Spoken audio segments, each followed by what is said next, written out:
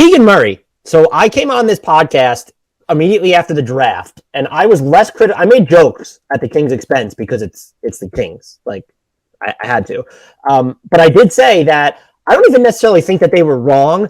That I could see, and now I see it even more before we get into this. Like, this isn't going to be, oh, they drafted Marvin Bagley instead of Luka Doncic. If anything, and we're talking about different caliber of players here, but sort of how the Trae Young, Luka Doncic conversation, yeah, Doncic is a lot better, but the either or has become almost a footnote. Like having that discussion, I don't think they missed the boat there because Keegan Murray is so good. But I do think the Kings do not deserve the benefit of the doubt. They have not earned it. So if people want to doubt them, I do think they would have criticized any pick the Kings made, though. So I'm going to be fair and say they've been like, whoa, you have Jaden Ivey and De'Aaron Fox and Davion Mitchell on the same team. That's fucking stupid. Hashtag Kangs. Oh, you passed on Jaden Ivey. Hashtag Kangs anyway. So I've been very impressed with what I've seen from Keegan Murray. Again, this is coming from someone who was not, got knee deep into draft coverage at some point, maybe, was never waist deep, that's for sure.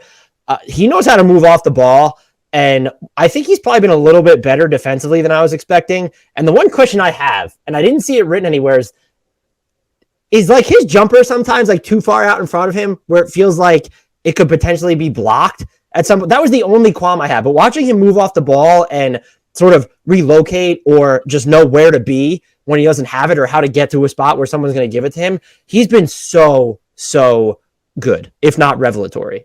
Incredibly smart player, really, really well-rounded on the offensive end of the floor that allows his game. I think his game just pops really well in the summer league because he is more mature and polished and smart than a lot of the guys that are on the floor.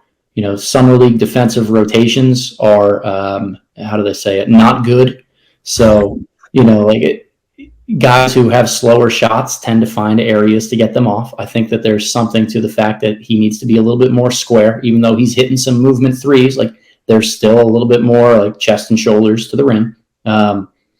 He's just very good. You're right. This is very different than passing on one guy for a generational star. I think it's unfair to say what happens with Ivy is going to determine the success of the Kings pick here at 4. Like, Keegan Murray's going to be a really solid player, but I also think that of all of the 4 guys we've talked about most, his performance in Summer League might be attributed to the caliber of play around him as opposed to the direct translation of his game to the NBA level. Because, again, a little less space to operate, a few smarter guys that are on the floor, a little bit more size and athleticism. Like, some of his first step stuff may not work as much. Some of his shooting avenues may not be there as well.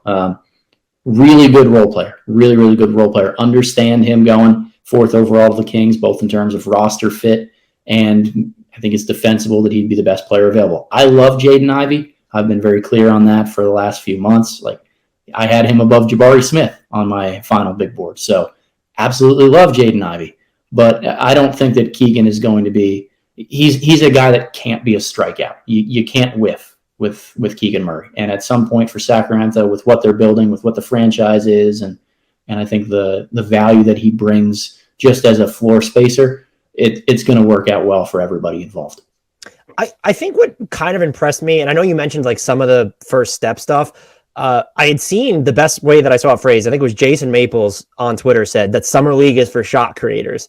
And a lot of what has impressed me the most about Keegan Murray has literally nothing to do with that. And the fact that he stood out to me while doing those things, also while you just mentioned surrounded by what relative will be the NBA inferior teammates, is almost even more encouraging. And so there's a chance that the Kings, even if they weren't 100% right, there's just a chance, a very strong chance, if not overwhelming likelihood, that they weren't wrong. And I'm excited to see what he looks like in an offense that's going to have Barnes, Sabonis, and De'Aaron Fox. As Matt Moore of the Action Network phrased this, I don't know what this is me saying this, I don't know what the defense is going to look like, but as Matt Moore said, there are worse avenues to explore than De'Aaron Fox, Sabonis, and a fuck ton of shooting was the word that he used. So I'm like fascinated to see the Kings this season. I've just been really impressed with how rock solid Keegan Murray has been.